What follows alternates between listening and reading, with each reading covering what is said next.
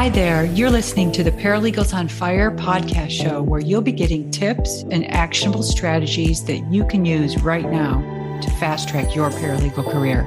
I'm your host, Ann Pearson, former paralegal and paralegal manager who left big law in the concrete jungle to start my own company, the Paralegal Boot Camp, where we give online courses that help paralegals make more money, increase their job security, and cut out the learning curve. All right, let's jump right into today's episode. Well, welcome back. We've got our next monthly paralegal inspiration episode. And this month, I'm talking to Lisa Gutierrez. She's a litigation paralegal working in medical malpractice and a great example of why you shouldn't give up on your paralegal career, even if it's not feeling right, kind of where you're at, or if you're not making enough money yet. Lisa was working as a receptionist while she was getting her paralegal certificate, then got laid off, went to work part-time, and in 2015, she ended up quitting to go back into retail because she wasn't making enough money. Fast forward to 2020, and we all know what happened to retail. That prompted Lisa to give her paralegal career another try. And boy, I'm glad she did. Now she finds herself working in a great firm in a job that she loves, working for attorneys that she loves to work for, and has a rewarding paralegal career. So welcome to the show, Lisa. Thank you. I appreciate you having me. I have to say, before we hit the record button, when we had our little talk, you had such great things to say about your boss. It was so refreshing to hear those things. And, if you could tell me a little bit about why you love being a paralegal now. I think that now my love for my job really stems from the people that I work for. It's a very strenuous job at times. It's demanding. But when you work for the right people, they see your value and they appreciate the hard work. And I just got extremely lucky to interview for this position. And just from my very first interview, I knew this was probably going to be a great place to work for because the person that interviewed me is my office administrator, and she has been with the firm for about 2.5 decades, and she's happy and she gets appreciated. And I saw that and I thought, this is the kind of place that I can see myself making it a home for my career. And then I had my second interview with my boss, Sean, and you could tell that he was very proud to do what he does and follow in his father's footsteps. And I just thought, this is a family-oriented business, and they really make us feel like family. They make sure that we're well, not just to be able to perform the work, but on a personal level too. So it's really refreshing to come into a place where it's not just we care about you, here's a little raise, here's a little incentive. They are genuinely invested in our well-being all around. And not only that, but he's invested in my education and my continuing to learn to benefit the work that we do. I like that. So we're not giving away any law firm names. So all you guys out there listening, wondering wait, where's that firm? I want to go to work there. I don't plan on going anywhere. So my position will not be open. Well, tell me, so speaking of that, so you go in for the interview, you had that 5-year gap where you stopped working in the legal profession and you hadn't worked in it that long anyways, and then you're out of it for 5 years. How did you manage to get that job when you'd been out of the field for at least 5 years? Well, I initially applied for a receptionist position because I knew being out of that line of work for that long and not having decades of experience under my belt prior to that gap, I knew I was going to have to start over. And I set the expectation knowing that I'm going to have to probably take a pay cut from the money I was making in retail because I've got so many years experience in retail. And I knew I was going to have to start entry level. And I set myself up to know that let's start over. Let's make a fresh start. And so I didn't go in with this attitude I've got a degree, an associate's degree in paralegal specialty. They should hire me based on that. I've been out of the game so long. We all know in this industry, the laws change frequently, procedures change. It changes from year to year. And then that being an area of law that I was completely unfamiliar with, I knew that alone was going to be difficult to get in at an actual paralegal level. So I set the expectation for myself to start from scratch and, let me just get my feet wet again. And that's worked out well. That was a good decision. When we talked, you said you were working in estate planning. So even prior to your 5-year break, you'd never worked in medical malpractice. So how would you say the two are different?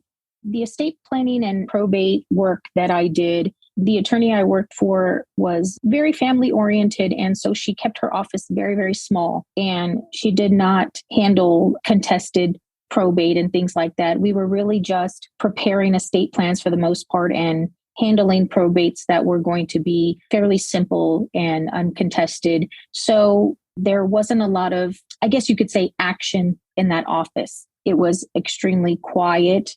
I was literally her only staff. So there were days where, like, watching paint dry, and not that the work wasn't interesting when we had it, because I did learn quite a bit about preparing for the future and the unexpected. So I'm never going to devalue the time that I spent. And she actually was a very great boss as well. It's just that she and I both agreed that there really would be no room to move up because she was content in her small practice. And at that moment in time in my life, it was ideal for my children. They were small, they were still in school, and she was very flexible with my schedule, things like that. So those were the things that were important to me at that time. So the workload being what it was, ideal. But then I knew immediately if I could not move up, that I probably had to get into something else or try to get back into retail, even though that was the whole reason I went back to school, was to leave retail. But I found myself in that, I lived in a different city at that time, that the market just wasn't there to make a livable salary, especially because I was raising kids on my own. And the money just wasn't going to be there. I had no benefits. And, as tough as it was a decision to leave that office, because she was such a great boss, I had to do what I had to do for my family. And I realized that at that particular time in my life, the financial portion of my career was going to have to take precedent over getting into the legal field and running full steam ahead. So I had to go back to, working the holidays and long hours. But now, being in medical malpractice, now that I've started this over again, the difference with this field, number one, there aren't a lot of medical malpractice firms, or at least firms that specialize in medical malpractice. It's a very, very complex field, and you really have to pay attention and do some research on your own, because you're looking at medical records and dealing with all sorts of experts. And if you don't look these things up on your own, you really could get lost. And I'm just very, very lucky that my bosses are so well versed in this area. And it's very similar to just personal injury, where you're dealing with people who have suffered significantly, and you have to really embrace the fact that you are their advocate and you are their representative. And as tedious and as time consuming and sometimes as stressful as the work is, the best thing to do is to keep in mind that person that you're doing the job for. And then it makes it all worth it in the end. So this particular line of work is definitely more rewarding on a personal level. Feel accomplished, and you feel, we do take our defeats every now and then, but the victories are just that much sweeter because they're so, the hard work that you put in, and litigation can take years. So to finally get that great result after putting in so much time and effort is just a very rewarding feeling.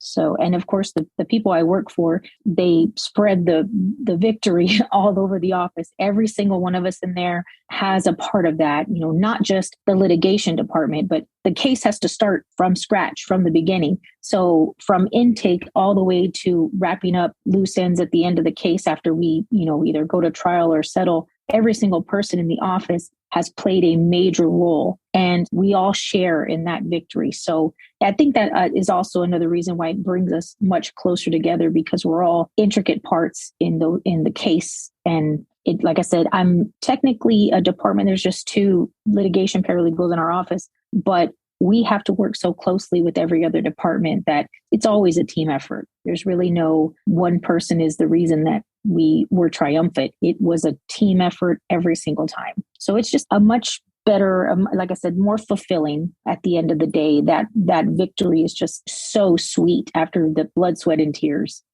Yeah, it sounds it. And it sounds like a great place to work in terms of the team and support and stuff. And so that would bring me to the question.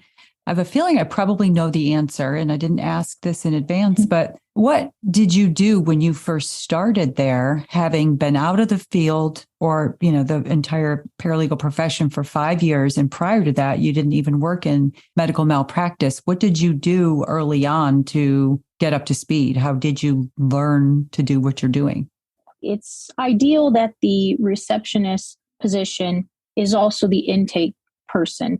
So while being a receptionist, I would do intake on potential new cases. So starting from the beginning, where you're communicating with the potential client and having to hear their story and learning what questions to ask, it's really the ideal position to get familiar with all of the terminology and all of the information that you're going to need working as intake, because you're the very first point of contact for that potential new client. And you are the person that they're going to relay this heart-wrenching story to. So just from making that connection as an intake coordinator with these potential new clients, if you're an empathic person, you're automatically going to be invested in helping that person out. And there are times where we hear the story and it's heartbreaking, and then we pass it along to be reviewed, and it's just not a great case. It's gut-wrenching sometimes to have to tell those people that there's not much we can do, especially if somebody's lost a loved one. So that receptionist position / intake coordinator position is the ideal position to become attached to the line of work. So when you become attached to the line of work, it's just, I guess for some, instinctual to start to do a little research on your own. And, there are ailments that people would talk about that I was not familiar with. And so I would just on my own Google these conditions or Google medications or Google procedures and learn about them on my own. And then we also would do memos from our senior attorney, and his wealth of knowledge, just listening to him dictate a memo, that's also education on its own, because you hear him interpreting what he's seen in the medical records. So then you start to learn what to look for. What are the key indicators? What would make a great case?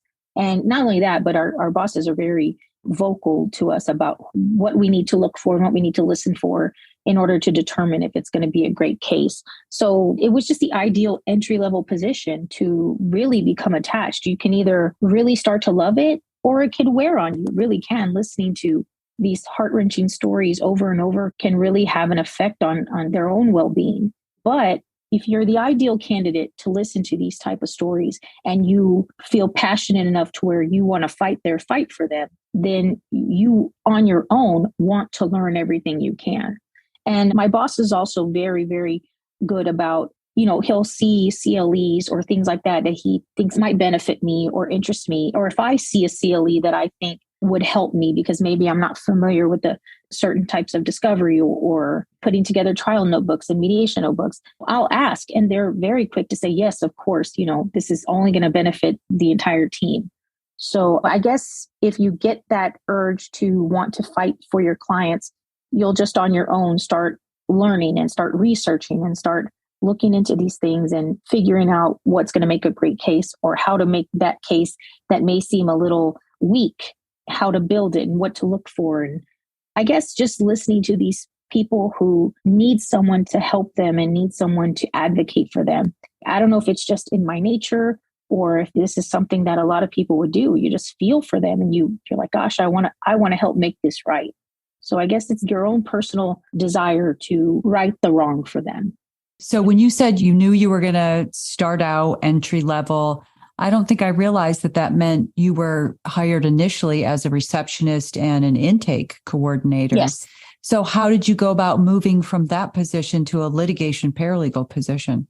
It was actually offered to me a few months in. I want to say I started in the summertime, And by early fall, my bosses brought me into their office and presented the offer to me. And I will say I was scared. I was very honest and very open with them when they said, we're going to have a position open up because the litigation paralegal at that time was going to be moving on to other things and, was going to be going at the end of the year. So they wanted to bring somebody in, I guess, a couple of months in advance to get familiar with the cases. And when they presented this opportunity to me, I was floored. And, I said, I'll be very honest with you. I haven't touched anything related to litigation since I was in college. And the last time I was in college getting my paralegal degree, I graduated in 2012.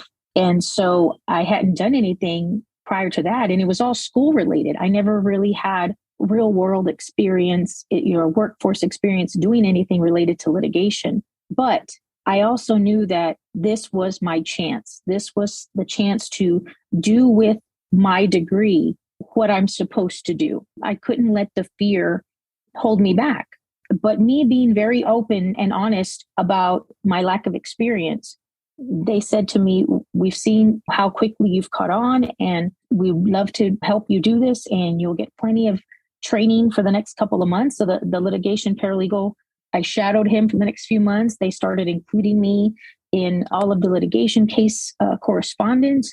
And it was basically me watching very closely and then starting to draft a few things and get familiar with corresponding with other attorneys and experts and things like that. And so I got to watch and they were very accommodating. They said, we will get you any CLE courses that we feel will be beneficial, will be hands-on. You have any questions, please feel free to ask. And so they just made me feel very comfortable and very confident that I would not be fed to the wolves, basically.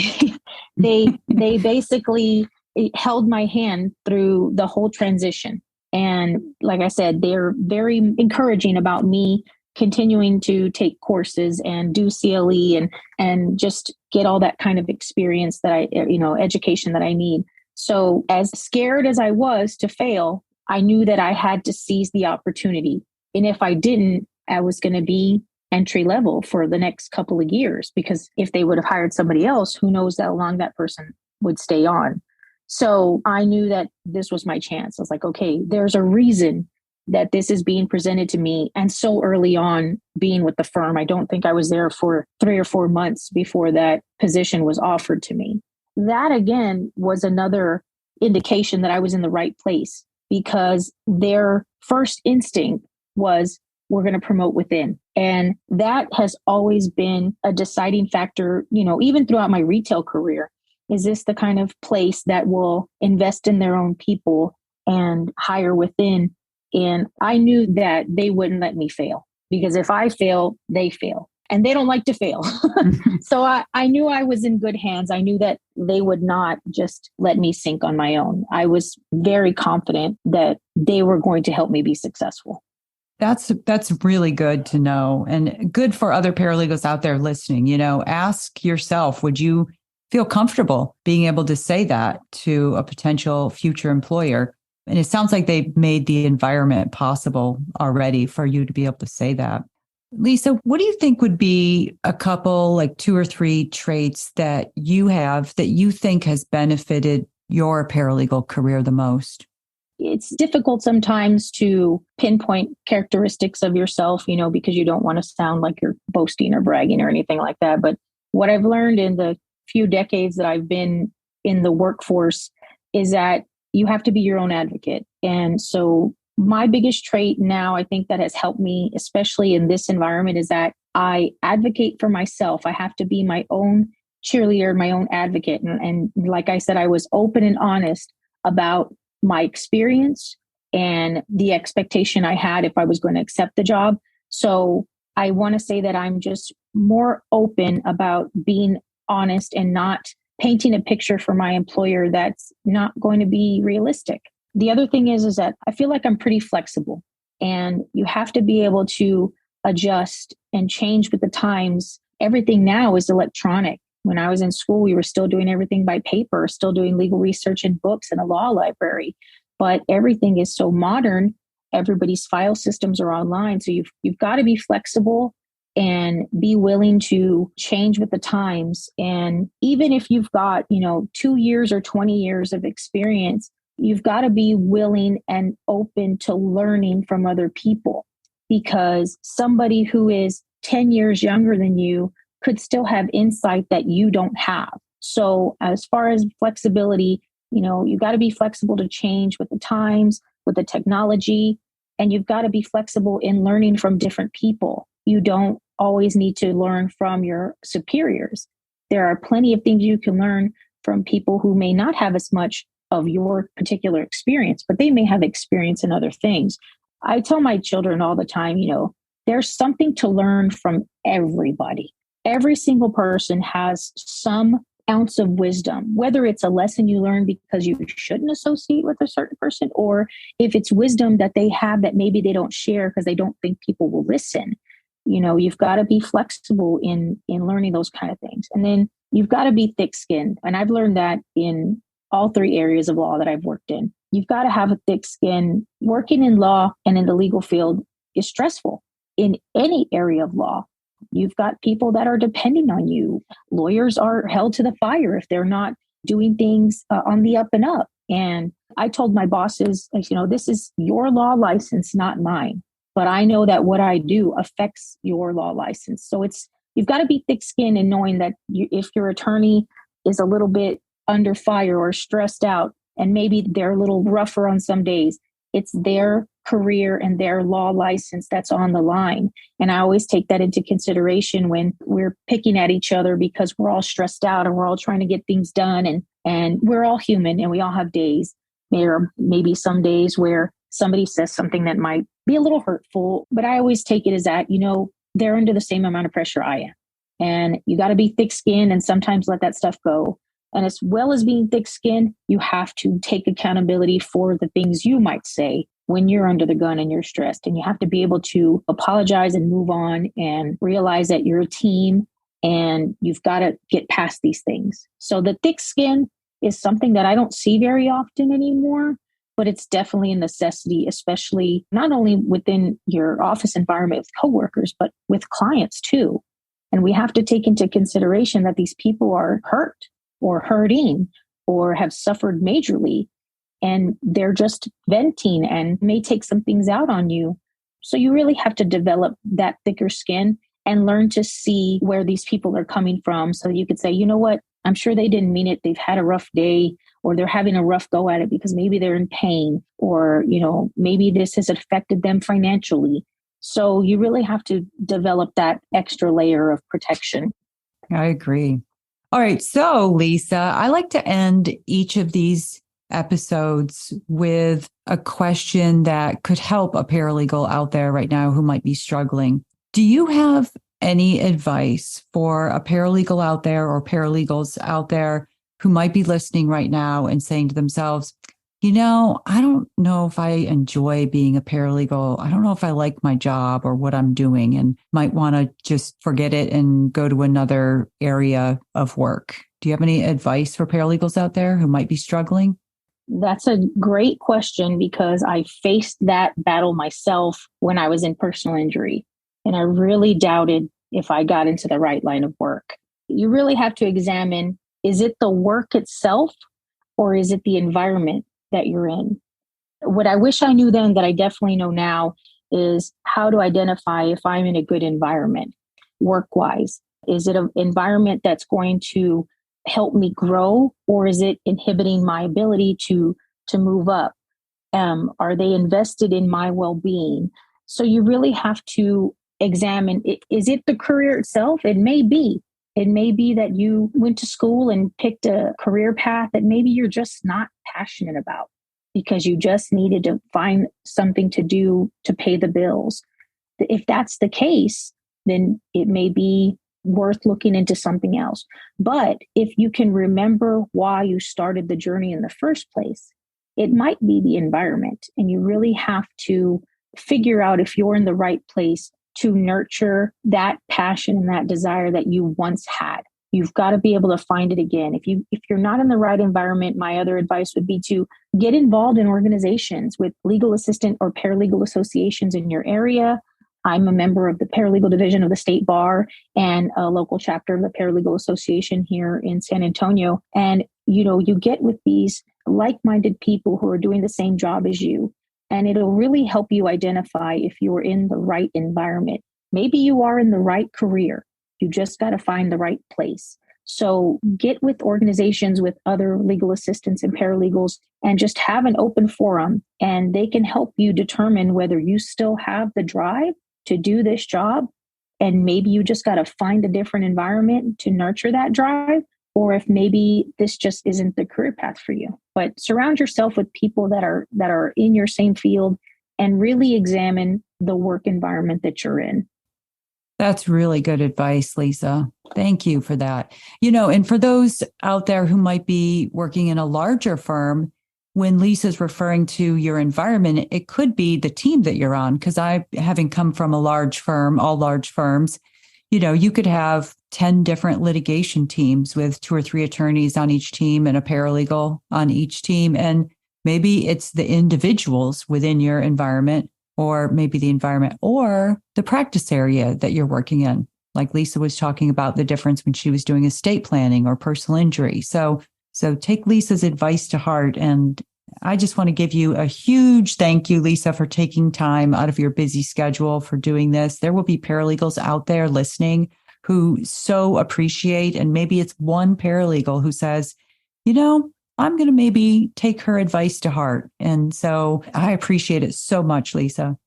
Thank you. Thank you for having me. And I really do appreciate this forum that you've developed. It really has given people in our field somewhere to turn and to listen to. So thank you for developing the podcast and keeping it going. And, I love to hear stories from other paralegals and advice. You always want to, pick somebody else's brain. And so this is a great forum, and thank you for developing it. You're welcome. All right, everybody, that's today's episode. I will see you next week, same time, same place. Bye for now. All right, that's it for today's episode. Thank you so much for listening. If you enjoyed today's show, hit the subscribe button in whatever platform you're listening. And please take a quick minute and leave a review of the podcast, and share this episode with just one colleague or friend who you think would benefit from what we discussed today. Share the knowledge, and the entire paralegal profession elevates. See you next week. Bye for now.